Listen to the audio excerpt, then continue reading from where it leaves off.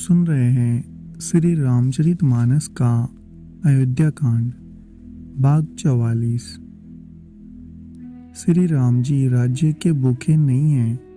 वे धर्म की दूरी को धारण करने वाले और विषय रस से रूखे हैं, अर्थात उनमें विषय शक्ति है ही नहीं। इसलिए तुम यह शंका मत करो कि श्री राम जी बन ना गए तो भरत के राज्य में विघ्न करेंगे। इतने पर भी मन ना माने तो तुम राजा से दूसरा ऐसा वर ले लो कि श्री राम घर छोड़कर गुरु के घर रहे। जो तुम हमारे कहने पर ना चलोगी तो तुम्हारे हाथ कुछ भी ना लगेगा। यदि तुमने कुछ हंसी की हो तो उसे प्रकट में कहकर जना दो। राम सरी का पुत्र क्या बन के योग्य है? यह सुनकर लोग तुम्हें क्या कहेंगे? जल्दी उठो, वही उपाय करो जिस उपाय से इस शोक और कलंक का नाश हो। जिस तरह शोक और कलंक मिटे, वही उपाय करके कुल की रक्षा कर बन जाते हुए श्री राम जी को हट करके लौटा ले। दूसरी कोई बात ना चला। तुलसीदास जी कहते हैं, जैसे सूर्य के बिना दिन, प्राण के बिना शरीर और चंद्रमा के बिना रात, वैसे ही श्री राम जी के बिना अयोध्या हो जाएगी। हे बामिनी, तू अपने हृदय में इस बात को समझ तो सही। इस प्रकार सखियों ने ऐसी सीख दी जो सुनने में मीठी और परिणाम में हितकारी थी, पर कुटिला कुबरी की सिकाई फड़ाई हुई कैकेयी ने इस पर जरा भी कान नहीं दिया। कैकेयी कोई उत्तर नहीं देती। वह दुस्सह क्रोध के मारे रूखी हो रही है। ऐसे देखती है मानो भूखी बागिन हिरणों को देख रही है। तब सखियों ने रोग को असाध्य समझकर उसे छोड़ दिया। सब उसको मंदबुद्धि अभागिनी कहती हुई चल दी।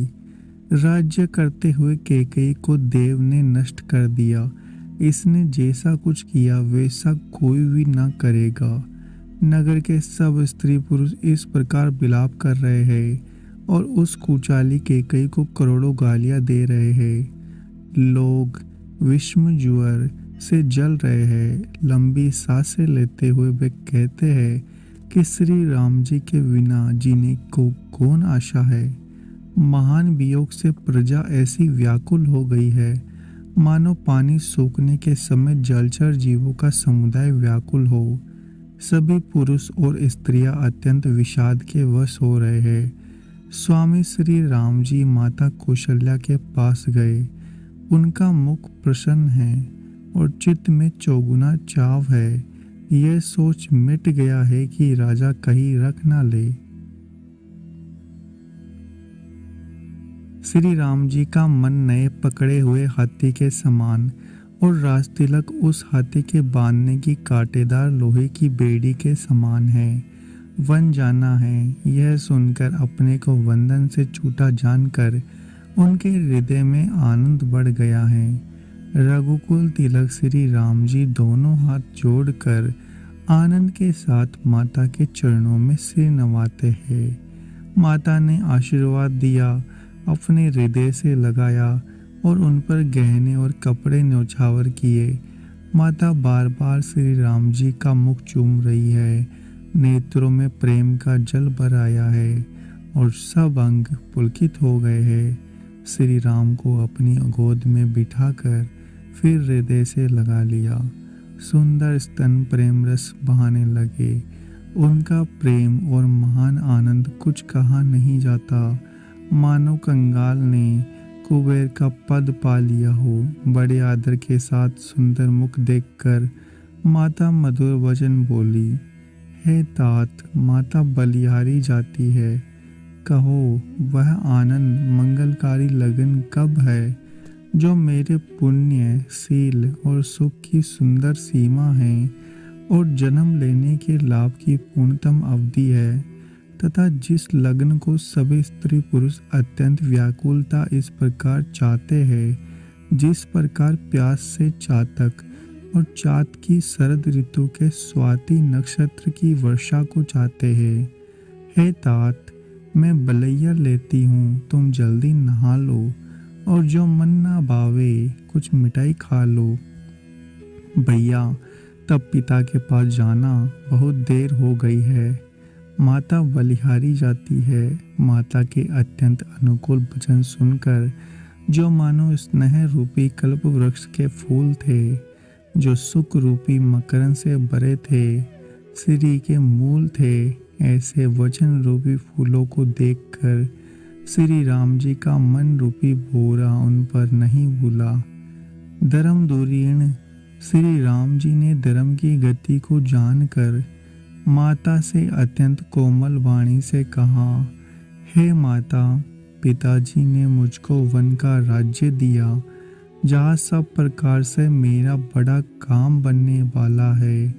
हे माता, तू प्रसन्न मन से मुझे आज्ञा दे, जिससे मेरी वन यात्रा में आनंद मंगल हो। मेरे स्नेह बस भूलकर भी डरना नहीं। हे माता, तेरी कृपा से आनंद ही होगा।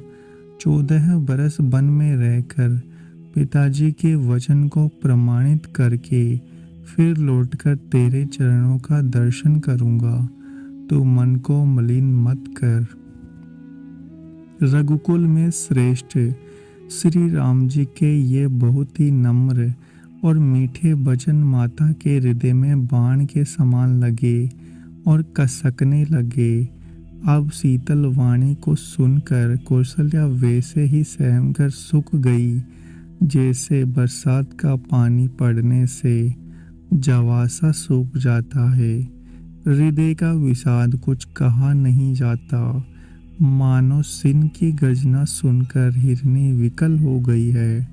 नेत्रों में जल भर आया, शरीर थर थर कांपने लगा, मानो मछली मांजा खाकर बदहवास हो गई है। धीरज धरकर पुत्र का मुख देखकर माता गदगद वचन कहने लगी, हे तात, तुम तो पिता के प्राणों के समान प्यारे हो।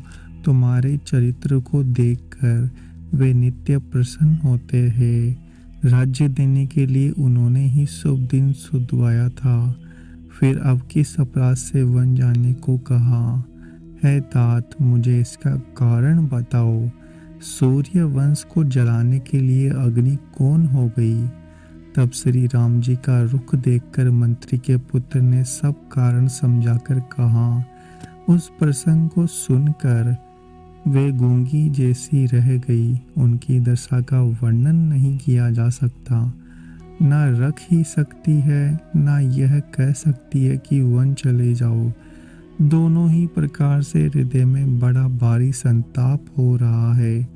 विधाता की चाल सदा सबके लिए टेढ़ी होती है। लिखने लगे चंद्रमा और लिख गया राहु। धर्म और स्नेह दोनों ने कौशल्या जी की बुद्धि को घेर लिया।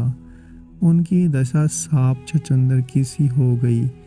वे सोचने लगी, यदि मैं अनुरोध करके पुत्र को रख लेती हूँ तो धर्म जाता है, भाइयों में विरोध होता है, और यदि वन जाने को कहती हूँ तो बड़ी हानि होती है। इस प्रकार के धर्म संकट में पड़कर रानी विशेष रूप से सोच के बस हो गई।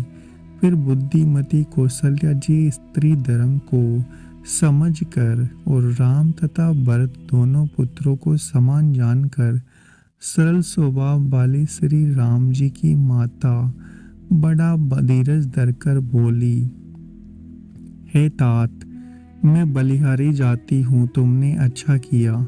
पिता की आज्ञा का पालन करना ही सब धर्मों का शिरोमणि धर्म है।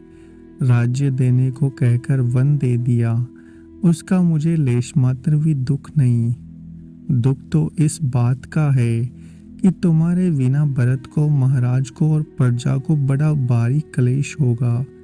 हे तात, यदि केवल पिताजी की आज्ञा हो तो माता को बड़ी जानकर वन को मत जाओ, किंतु यदि माता पिता दोनों ने वन जाने को कहा हो तो वन तुम्हारे लिए सैकड़ों अयोध्या के समान है।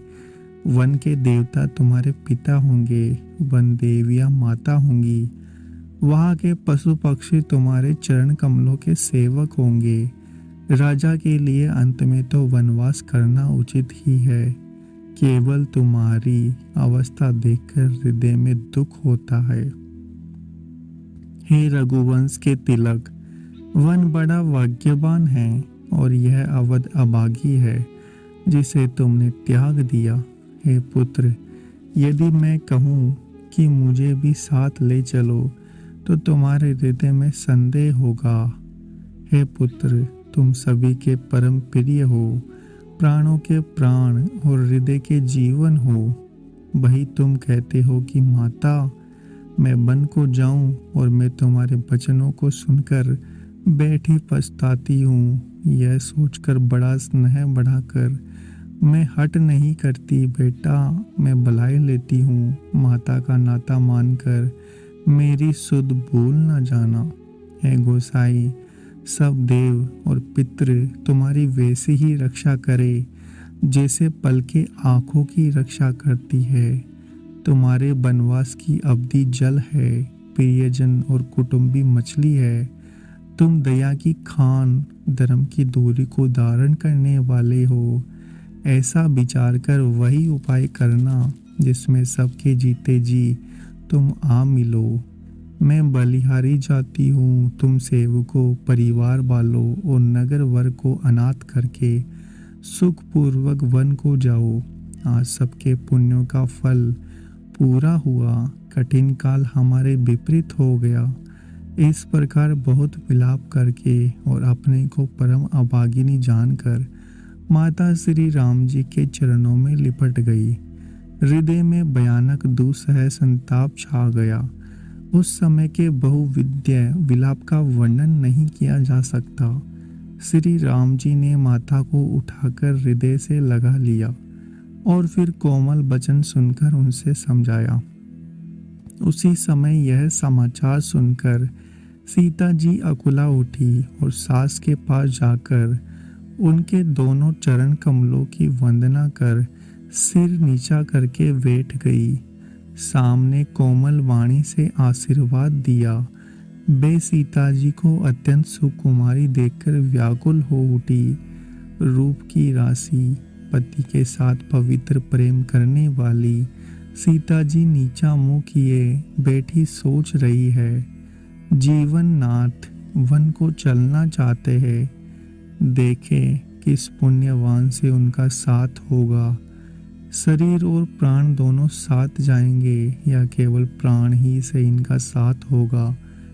विधाता की करनी कुछ जानी नहीं जाती। सीता जी अपने सुंदर चरणों के नखों से धरती कुरेद रही है। ऐसा करते समय नुपुरों का जो मधुर शब्द हो रहा है, कवि उसका इस प्रकार वर्णन करते हैं। मानो प्रेम के वश होकर नुपुर यह विनती कर रहे हैं कि सीता जी के चरण कभी हमारा त्याग ना करे। सीता जी सुंदर नेत्रों से जल बहा रही है। उनकी यह दशा देखकर श्री राम जी की माता कौशल्या जी बोली, हे तात सुनो, सीता अत्यंत ही सुकुमारी है। सास ससुर कुटुंबी सभी को प्यारी है। इनके पिता जनक जी राजाओं के शिरोमणि हैं। ससुर सूर्यकुल के सूर्य है। पति सूर्यकुल रूपी कुमुद भवन को खिलाने वाले चंद्रमा गुण और रूप के भंडार है। फिर मैंने रूप की राशि, सुंदर गुण और सील वाली प्यारी पुत्र वधू पाई है। मैंने इनको आंखों की पुतली बनाकर इनसे प्रेम बढ़ाया है और अपने प्राण इसमें लगा रखे हैं। इन्हें कल्पलता के समान मैंने बहुत तरह से बड़े लाड प्यार के साथ स्नेह रूपी जल से सींच कर पाला है। अब इस लता के फूलने फलने के समय विधाता बाम हो गए। कुछ जाना नहीं जाता इसका क्या परिणाम होगा।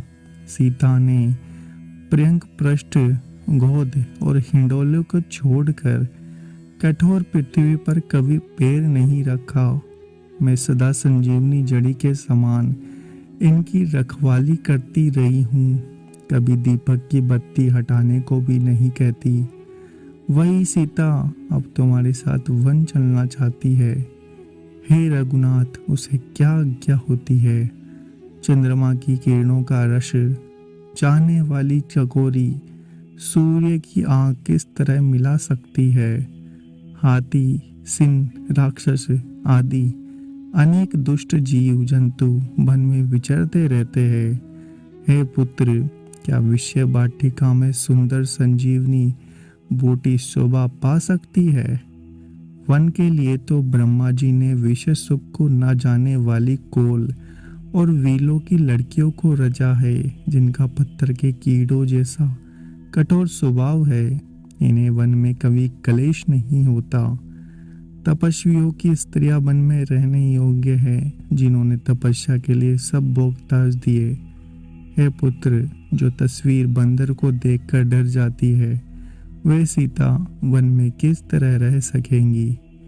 देव सरोवर कमल वन के विचरण में करने वाली हंसनी क्या तलैयों में रहने के योग्य है?